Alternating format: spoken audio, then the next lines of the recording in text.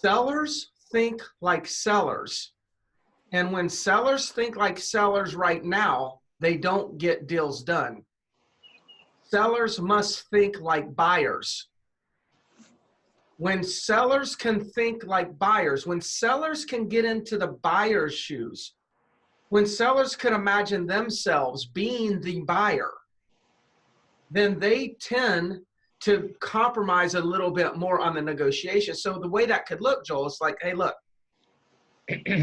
Joel, I've got an offer on your property. And the first thing that I can say is, I'm just happy to have an offer, during times like this.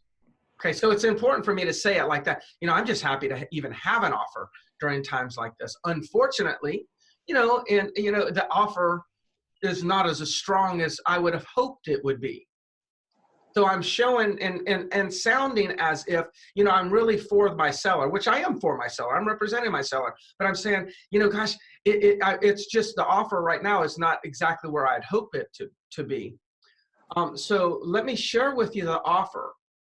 But in addition to us looking at the offer, I want you to kind of put yourselves in the shoes of a buyer for a moment. Okay, so let me go ahead. Let me share the offer and let's talk about it. So now you share the offer. You talk about the offer and they probably say, oh, no, that's way too low. Say, look, I agree it's low. So let me tell you first off, I'm on your team, Joel. Okay, and my goal is to get you the highest price possible. But again, I want you to get in the shoes of the buyer. If we could just for a moment look through the lenses of the buyer. So here's what the buyer's concerns are. The buyers are concerned that the market's going to go down, and here's what they're thinking. They're thinking that there's going to be an increased amount of foreclosures. They're thinking that financing is going to get tight and interest rates could go up. They're already seeing that banks are requiring higher credit scores to even get a loan. They're seeing that jumbo loans are the hardest loans to get right now because banks don't want to take the risk because the banks are thinking that there's going to be default ratios or higher default numbers. They're thinking that there's going to be 10 more properties probably listed at lower prices because people have actually lost their jobs, so they're going to sell and downsize, and they're going to be in a hurry, so they're going to be more aggressive on pricing. Now look, the buyer doesn't have a crystal ball. I don't have a crystal ball. You don't have a crystal ball.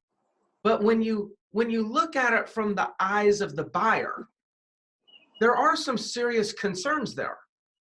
What we have to do, Joel, is we have to decide, are those our concerns too? Because remember, there's two buyers for this property right now. There's this buyer that's making the offer, and then there's you. And you and the buyer are in competition to buy your property all over again. They're either going to buy it or you're going to buy it. And the way you're going to buy it again is by not allowing them to buy it, meaning you'll outbid them. So if you're looking, if you didn't own this property and you saw everything that the buyer is seeing right now, what price would you pay for this property? All right, guys, questions on this? Let's stay on this conversation for a minute because I think it's a very valuable conversation for us to be having. What are your thoughts? Yeah, I mean, like, because a lot of my negotiations right now with my sellers, there's a decent difference, and some of my sellers are very logical. Yep. And they'll just stand their ground and they'll say, I don't have to sell. And like I said, it's 1 out of 5 that are motivated and said, okay, I need to do this before the crap hits the fan, I guess you might say. Yeah. So it's, I guess, and I am having that discussion, but I guess it's just going more into that discussion and going back to their motivation more.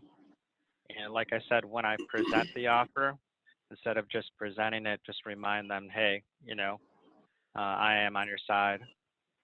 Yeah. As well, and regain rapport with them, because I mean, there's there's a number of deals that we're going to have that are going to be like this, where if we just approach it right, it could be the difference between, you know, Yeah, 5 more deals in this year, or 100%. 5 less deals. Or for you, Joel, it could be 30 more deals, because you're already doing a high volume, right?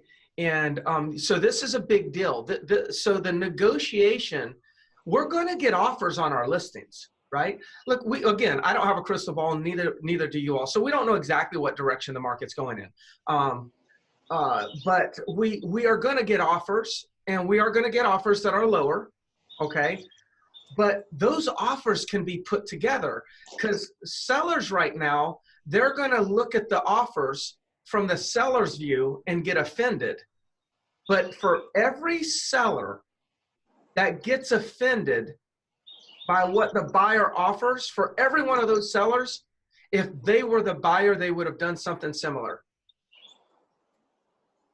Okay, so that's why the whole technique is you've got to figure out how to get the seller to view it just temporarily. If it's only for 1 minute, just put yourself in the position, in the eyes, in the shoes, look from the lens of the buyer. If we can just get them to step into that space for just a moment, that right there will get you a counter offer. Because like, you're going to have an offer come in at, you're going to have a property listed at 200, and offer is going to come in at 150. Okay. And the seller's going to say, I'm not even countering. Okay. If you put them in the eyes and the shoes of the buyer, and you're effective at that, you'll get a counter. So it may not mean you get the deal, but it may mean that you go from one seller says, I'm not even going to counter, to now you said that script and they say, okay, now I'll give a counter. And every time, statistically over time, if you were going to do 100 negotiations, if every negotiation you always got one person to make an extra counter, then statistically you will make more sales. Okay, it's just a game of statistics. You'll make more sales every time. So like, if we looked at the number of counter offers made to deals done, the more counter offers that are made, the more deals that would get done. So it'll just be spread over the whole field of offers. So you can use this script to get somebody from no counter to a counter, or you can give somebody from this is my last counter to another counter, or this is my bottom line to another lower bottom line. And that's all you're trying to do. You're just trying to move it a step further. And if you do that consistently, you'll do deals. Now you can do the same thing with the buyers. You could say, look, you know what? Here's the counter. The seller, we started off, put yourself in the shoes of the seller for a moment. They're at 200, you're making a $150,000 offer, which is, I don't know, 75% of asking price. I don't know what that number is, 80% of asking price, where typically properties sell at 97% of asking price. So usually they only give around a 3% discount. You're asking for a 20% discount. So you got to put yourself in the eyes of the seller for a minute and start to say, gosh, there's really no indication that the market has gone down like this. We know it hasn't, or is even going to go down like this. So just when you look at it from the sellers, they're not really responding. Their counteroffer to us was very small. But before we get offended, let's think of things from their point of view. They're looking at it and saying, wow, inventory is at an all-time low. Like, we haven't seen inventories this low for 30 years. Now the seller, and what we know is supply and demand, right? When supply is low and there's still great demand, and obviously there's great demand, you're not the only one thinking about making an offer on this particular home. So supply and demand is in for full force. So in some particular products, like a house like this, the seller doesn't believe, and a lot of people don't believe, that we're going to experience such a huge downfall. Now, if you had a mobile home, then maybe there could be, that's the type of product that you would look at, that you could say, gosh, in a year from now, that's probably going to fall by half. So you just start saying, the seller, the one next door just sold for this price. So when you look at it from the seller's view, we could probably understand why they're in that position, why they're positioned their offer in this level at this level. So you're helping both people see the other view. And when you get both people to see more than one view, they tend to ease and compromise a little bit more. Yeah, and it's also the conversation with the other agent too. And Oh a yeah. lot of times, my conversation with the other agent, if I'm not careful, that can become emotional as well. Yes. Oh, oh, he's countering this. Forget it. Like I had one. Oh, he wants that much. Forget it. And I sort of had to go back and say, well, this is what he has in the property. And this is what he wants out of the property. We were listed at 459. The offer came in at 420 there, and my seller came down to 450. They were at 440, so we're pretty close. And my seller was just like 450. I got him down to 445 with no contingencies, and it just took everything to make a deal get done from a very logical seller. And I had to have that conversation with the other agent who was becoming emotional there because their buyers were emotional as well, and just say, if they want it, this is where it's at. And Yeah. so I think, and I'm having that conversation more and more with other agents as well. We're trying not to become emotional and just saying, hey, let's just get together and get a deal done. With everything going on, let's just get a deal done. Let's work together. So here's the key, and another great point, Joel, that you're bringing up. There's 4 people involved in the negotiations. And a lot of times we forget, as real estate professionals, we forget that there's 4 people in the negotiation. There's the listing agent, there's the buyer's agent, there's the seller, and there's the buyer. So most agents, what they do is they only see 2 people in the negotiations. They only see a buyer and a seller.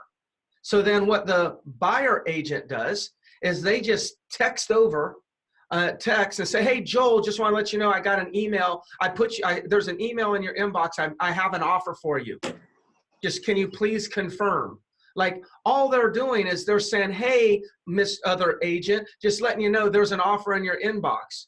As if like there's no need to have any dialogue with you, because all I'm doing is transferring my document to you, and then you're going to talk to the seller, and then you're going to just convey what the seller said, right? As if the only 2 people in the negotiation are the buyer and the seller, and the 2 agents are all they're doing is just shifting paperwork from one place to another. Completely wrong. There's 4 people in the negotiation. There's you negotiating with the other agent, which in negotiating, I should say, better said, there's you, the buyer's agent, who's presenting an offer to another agent with the intention of influencing the other agent's conversation with their seller. So when I'm calling, and instead of texting an email and, hey, here's an offer for you, please confirm that you got the offer, I'm emailing the offer and texting Joel, and I'm saying, hey, Joel, I emailed you an offer. I'm going to call you in a moment. I want to talk to you about it.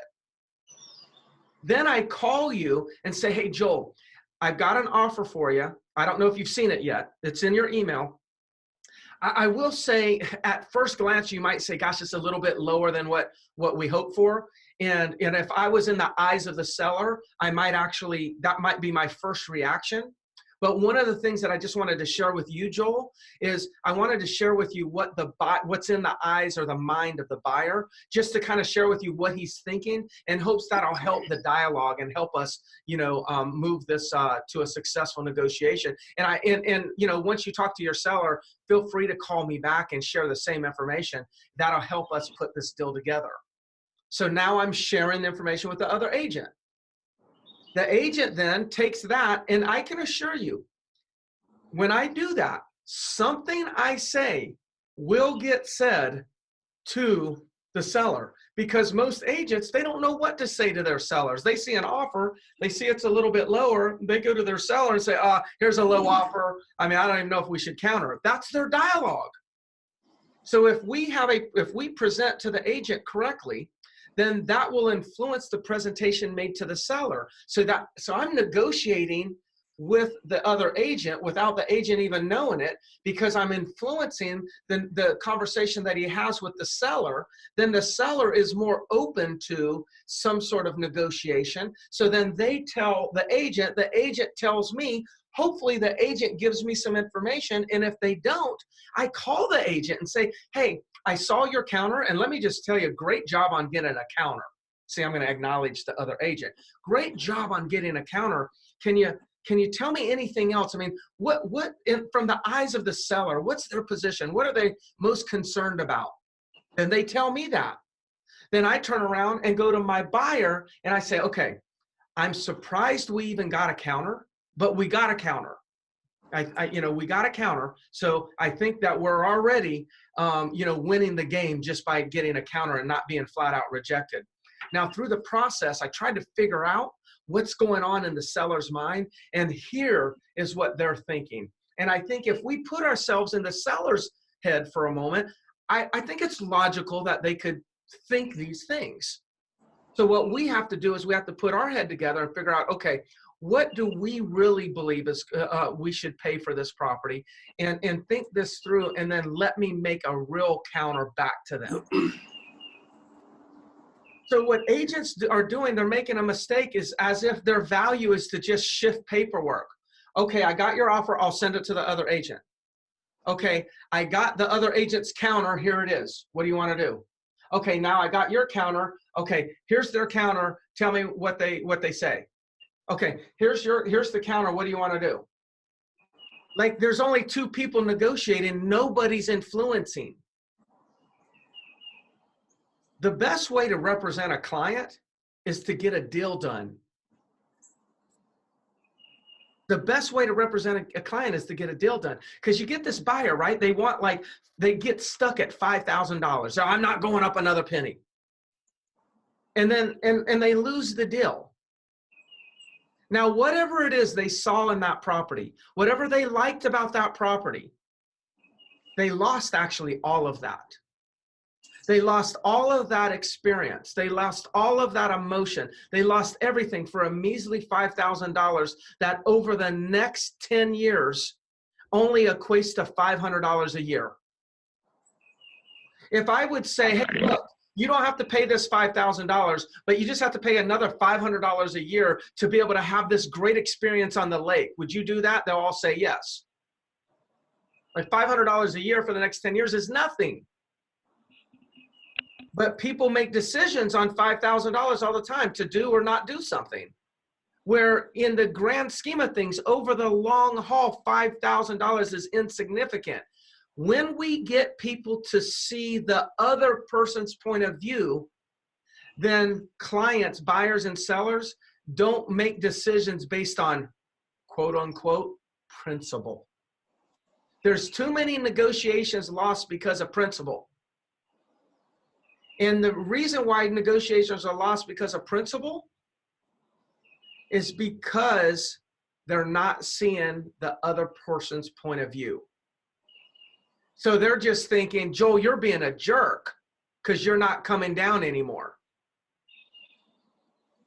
But instead of them saying, you know what, I don't want to pay an extra $5,000, but based on Joel and his situation, I can see where he's coming from. Maybe we can just split the difference. That's how that works. Yeah, so that negotiation that I was talking about, where they started at 420, I was listed at 459. That literally took about 6 days of negotiating. The buyer stayed in the game, the seller stayed in the game to get the deal done. And what it all boiled down to at the end of the day was what you're saying, seeing the other point of view from the other side. So I feel that negotiations will be lower. They will maybe take longer, but if we can see that other point of view and relay that to the other party, it will facilitate it and help us get more deals done. 100%, man. 100%. Yeah, it could take long. I believe everything you said. It could take longer, and that's okay. You know, that's our job, right? That's okay if it takes a little bit longer. The key is it really starts with us as agents seeing the other point of view. So we got to make sure that we're not the cause of having our client take hard positions. And agents, a lot of times here, I mean, we all know it. And heck, we may have even done it before. I'm sure I've done it before, you know, screwed it up, where we go and we see a lowball offer, and we say a seller, you know, hey, look, I just want to let you know, we got an offer, at least we got an offer, but this is not what we have. This one's got no chance. Just tell me no, and then I'll go ahead and tell you what the offer is, because legally I have to. And then as soon as I say, yeah, the offer is 120 and we're listed at 159, the seller says, oh, hell no. Who is that agent? Let me know that agent. I'm never going to make sure. I'm going to probably report them. You know, it's like, and like the seller says all that stuff because of the way we actually introduced it to them. So, you know, buyers and sellers, if they weren't emotional, they surely don't need us, but they're emotional. So they do need us. But a lot of deals are not done because of the real estate agent and the way that they're handling the negotiation. Remember, there's 4 people in the negotiation.